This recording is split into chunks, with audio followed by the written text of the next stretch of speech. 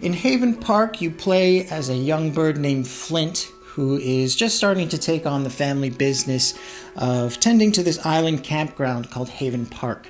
At the start of the game, the park is more or less in a state of disrepair because your grandmother, who has been tending to this park for many years now, is just starting to get a bit too old to keep doing this kind of work.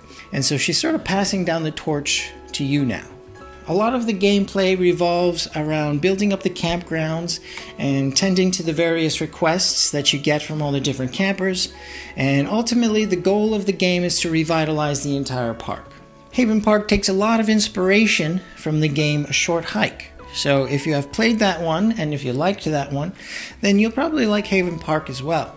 And honestly, if you haven't played A Short Hike, I might just suggest that you play that one as well, because that one really was a game changer for me. Haven Park is a pretty great, cozy game, and I would say it's also just a lot more accessible than a lot of the other cozy games that are currently out there. One thing that often deters me from the cozy game genre is just that a lot of those games are very feminine, and of course there's nothing wrong with that, but it does mean, at least for me, like obviously I am not the target market for something like that. And I think what's so great about Haven Park is just that it is so well-rounded that I think pretty much anybody could get on board with it. This is a really great game if you just want a little bit of a respite from real life, honestly. And that is certainly the kind of experience that it provided for me, anyway.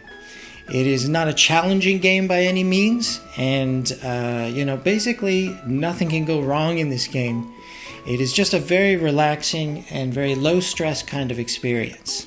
And I think for me, with major titles in gaming getting even more expensive these days, and also with some of those games demanding up to even like 100 hours of gameplay sometimes, I personally am just very thankful that there are still indie developers out there who are offering these, much more short form and much more affordable kinds of experiences. Haven Park will probably run you only about $10, and a single playthrough probably only take you about 6 hours. My only criticism with the game is that sometimes the menus and the controls can just be a little bit awkward, but otherwise I think this is a really good game, and I would definitely recommend it.